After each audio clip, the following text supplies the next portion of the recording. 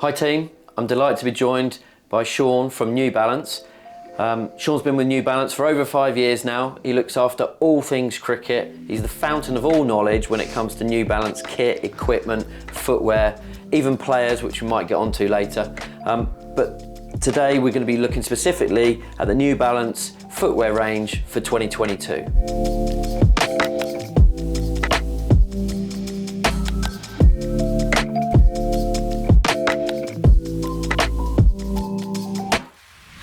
So Sean, I think probably first of all, let's start with the CK 4020s. Straight away, I'm just picking them up in terms of slightly different colourways from previous years. Yep. Underneath, we've got the pimpled soles.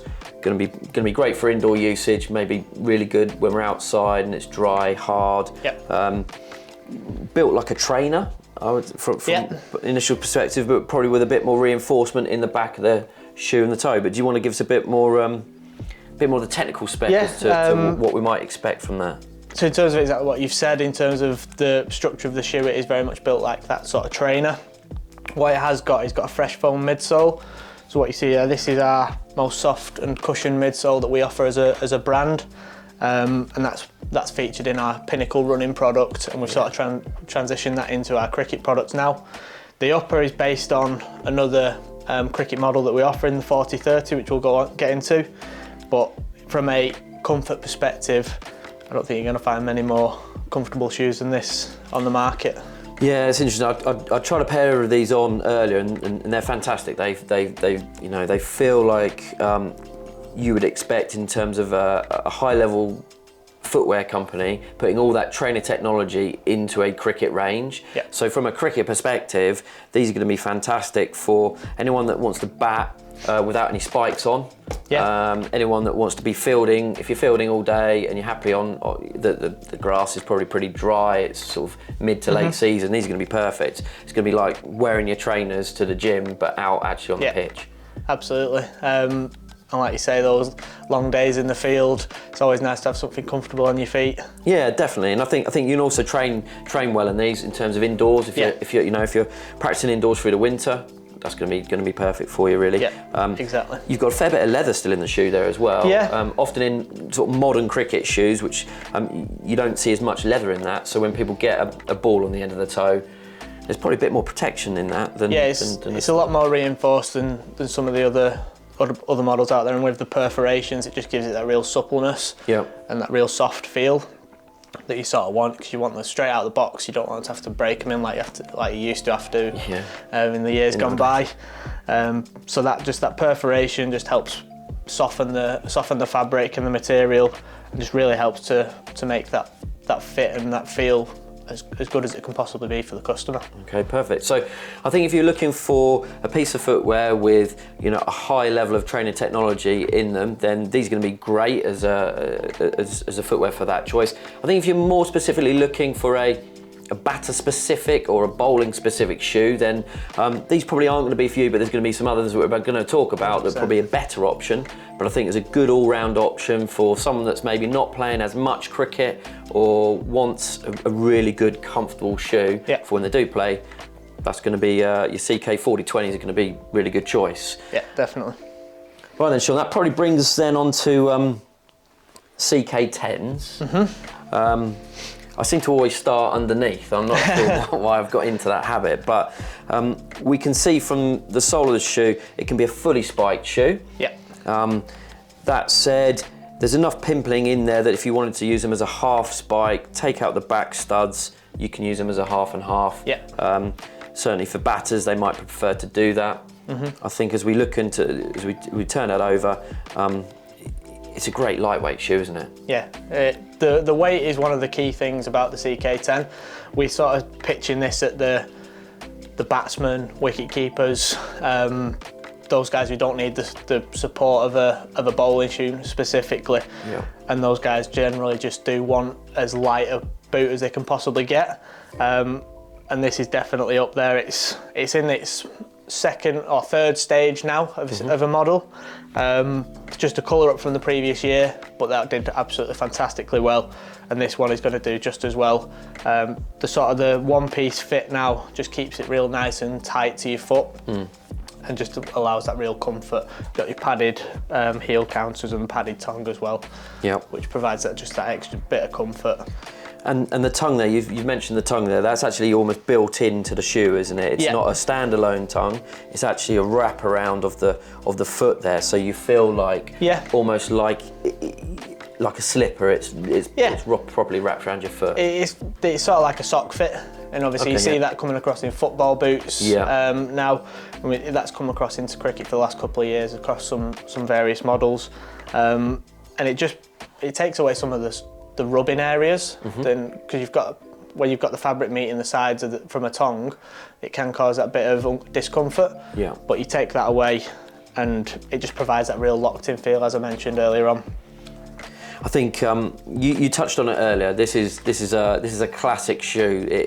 We sell lots of these every year, and the reason being for me is as a batter, as you've mentioned, it's a really lightweight shoe. It's great for batting. I think if you're bowling some spin as well, you're covered as well. Yeah, exactly. Fielding, if you're on your feet fielding 4 or 5 hours of a day, they're really light, really flexible. You can move around really quickly. You're still going to get an element of protection in the toe. You've got sort of reinforced through the sole in here, less on the top of the foot, but as we've explained before, the days where big steel toe caps in boots, they're long gone really. You don't ever really see many batters getting one on the front of the foot there. So by reducing that amount of sort of leather and extra protection in there, lightens up the shoe, which ultimately is what you want. And when you're wearing them for 8 hours of a game, then you're going to go for the lighter option rather than can I have heavy protection in there that might hit me once a season. Exactly. So it's great. I like the colourways. I think refreshing look this year with the. What are we saying there? Is this a red or is it an orange? Where are you going with the colour palette on that one? We're saying with red, but it's just sort of like a bit of a cross between the red and the orange. But no, it's from the previous models that we've had before, which have been quite plain and very simple. This is just something now that it's definitely to be seen. I think it's definitely refreshed it. Yeah, I think 100%. It looks a little bit more vibrant, a little bit brighter, yeah, but subtly enough. So you get some brightness in there, which you don't see quite so much when your foot's on the floor. Correct. So visually, aesthetically, I think it's great. I think, again, another shoe that really benefits from all your trainer technology and footwear knowledge that then comes into the cricket market, which is probably one of the reasons why you're the leading cricket footwear provider at the moment, I would say, and we do sell a lot of these shoes based on the comfort crossed with the specialist performance for cricket. And I think as a batter, a spinner, a fielder, I think this is going to be a great all-round shoe for anyone that's going to be playing a reasonable level of cricket. Exactly that. And in terms of the technology, you've got your Revlite, which is one of our performance midsoles. So where you've got Fresh Foam, which is more of a comfort element on the 40-20. In the CK10 and the 40-30s, you've got Revlite, which is more of a performance base, so it's slightly thicker density, or firmer density, but it allows you to put less of it in. So what is, I think people would be interested in that. Is that like the foam in the band the in there between? midsole itself is Revlite, and that's a compound that we use as a brand. In some of our sort of top end, again, running product. And it's just, you can minimise the sort of the density, but still providing that extra support and that comfort that's needed. Okay, so that's your CK10s, fantastic all-round footwear, very light. You've started to touch on there about more support. That probably brings us into the CK 40-30s. Yeah. Do you want to start with the technical differences of what we might find between those? Yeah, so in the 40-30, as you can obviously see from an aesthetics side of things, it is much more of a sort of a bigger shoe, but where you've got the sort of the additional support around the heel and the ankle. This is something that's being targeted as an all-rounders shoe. So you can bat in it, you can bowl in it, you can keep. No matter what type of bowling you do, it can be done within this shoe, and that's been proven on the international stage. With some of the athletes that we've got using this particular shoe. it's got the sort of the perforated upper material as opposed to more of the fabric on the CK10. That just provides that extra bit of support while still maintaining, it's still incredibly light, even though it does look a bit more of a bulkier shoe than the CK10. From a weight perspective, again, it's absolutely brilliant. Again, I tried these on earlier, and just feeling them in your hand, when you come to a shoe like this where you do have that more support, you think they're going to be heavy. Yeah. They're definitely not heavy. No. So I think what this one does do though is it provides, I think, it feels like it's a slightly higher cut in the ankle. Yeah, and that's exactly that. It's just providing that bit more stability around the ankle because, as I say, it is targeted as that more of an all-rounder shoe. The drop difference, you'll have a 4mm drop from heel to toe on the CK10. Okay. And it's just a slightly higher drop. You can just see that in between the two shoes. If I come there and put that on, you can see the difference there. That 4mm that you're talking about is just noticeable between the two shoes, the CK10 and the 4030. So, yeah, this shoe definitely is going to give a bit more support in the heel of the ankle. When you're strapping yourself into it, you've got that extra feel and comfort of that protective leather, almost outer shell of it. Definitely, I think for seamers, this is going to be a great option. Yeah. I think when you're putting that pressure through the crease, particularly with your front foot landing and lots of stresses going through there, that extra support with the lightness is gonna really help. I mean, you mentioned earlier a couple of bowlers that are using this at the moment. Who've you got wearing this at the moment? So from an England side of things, we've got Mark Wood. So he's obviously one of the quickest, bowlers out there, and he doesn't necessarily feel that the bowling boot is. Well, he's bowling 90-mile-an-hour rockets. So, exactly. So I think if he can do that in this shoe, then I think we'll be fine on a Saturday playing our league cricket. I don't think we'll have too many problems with that one. No. I think also from a batter's perspective, if you can bowl 90 miles an hour in that shoe, I still feel that you could go out and bat in that really comfortably. Yeah. And that'd be a great option. Josh Butler is a massive fan of the 40-30 for batting in especially. So that just shows you've got from a keeping perspective as well. That's what he uses for that. And currently in the IPL, this is the shoe that he's wearing. So you've definitely got sort of all those bases covered. And then from a spinner's perspective, we've had Jack Leach in the West Indies been wearing this particular model. So it just goes to show that no matter what your position is within a team, that shoe sort of covers you. Well, Jack's been needing to bat a bit as well, hasn't he? So he has, unfortunately. That's probably proving that it's becoming a good all-round shoe. Yeah. So I think picking up from the technical aspects of you said and the players in the game that you've got wearing these shoes from right at the top level of international cricket, I think for me, if I would probably. I think this is going to be the CK4030 is a fantastic all-round shoe. They're going to suit absolutely everybody out there, whether you're a batter, bowler, fielder. There's lots of comfort in there. I think if you're being totally specific and people wanted a choice, for me, if you're more of a bowler batter, I'd probably definitely go for the 40-30. If I was more of a batter stroke spinner, then I'd definitely be probably more erring towards the CK10s, I think. Just because a little bit more lighter, and I think I prefer the slightly lower cut in the ankle. And you think from a spinner's perspective, they don't need the support of a ball of more of a structured shoe. You just want something nice and light. They're not putting as much pressure through their ankles as bowlers do or as seam bowlers do. But I can see why Josh Butler would probably want to wear these. There's probably just that little bit more sort of leather in there, isn't there, in terms of when he's facing Mark Wood at the other end or something. He probably wants a little bit more protection in there. Just in case, Just in case. But I think from the three shoes here, you've really got plenty of options. As I've said a couple of times, you really benefit from New Balance's years of experience in trainer technology. You're going to get some amazing footwear designed and developed for the cricket market. We mentioned at the beginning the 40-20s. Obviously, they don't come with a spike option, so if you're looking for something with a bit more grip or stability, I wouldn't recommend those necessarily for out-and-out bowling, because I don't think you're going to get the grip when you're landing in the creases. But a great trainer cricket shoe for, certainly for fielding, certainly for indoor training, certainly for batting in dry conditions. Yep. If you can't, probably like most of us, can't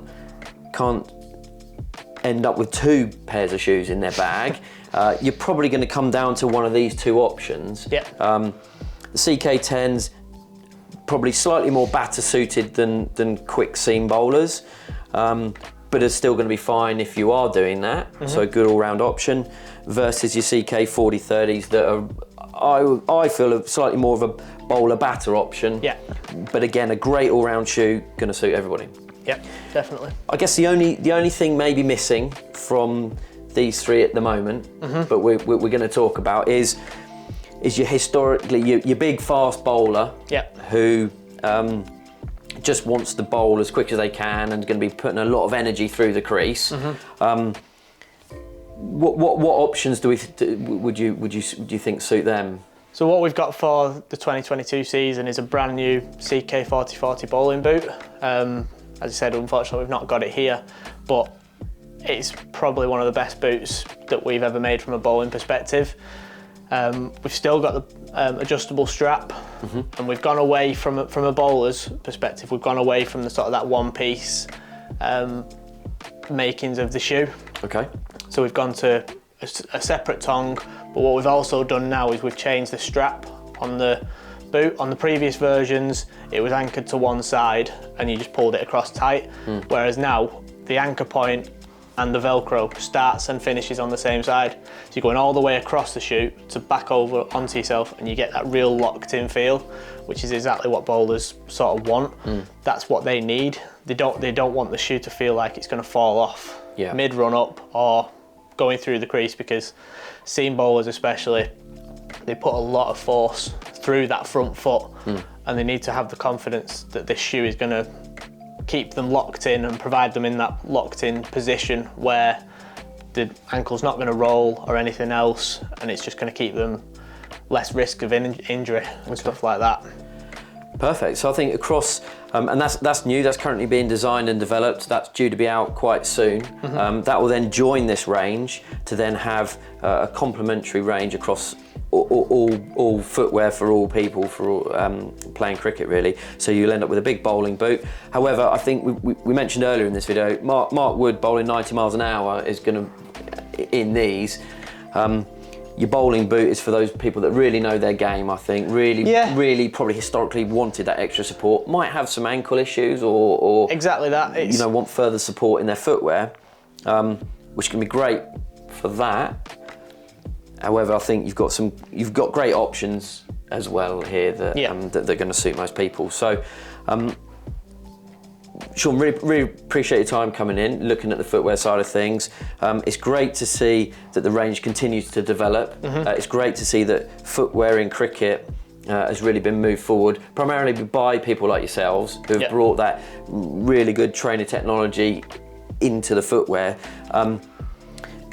I don't think you're going to go too wrong whichever pair you were looking to get. You're going to get all the benefits of from the New Balance trainers into that cricket footwear. So whichever ones you go for, you're going to be fine.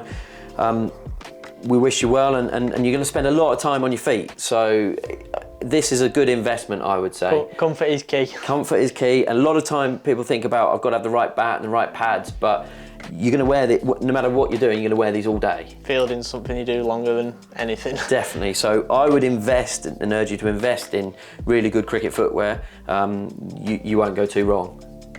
Nope, not at all.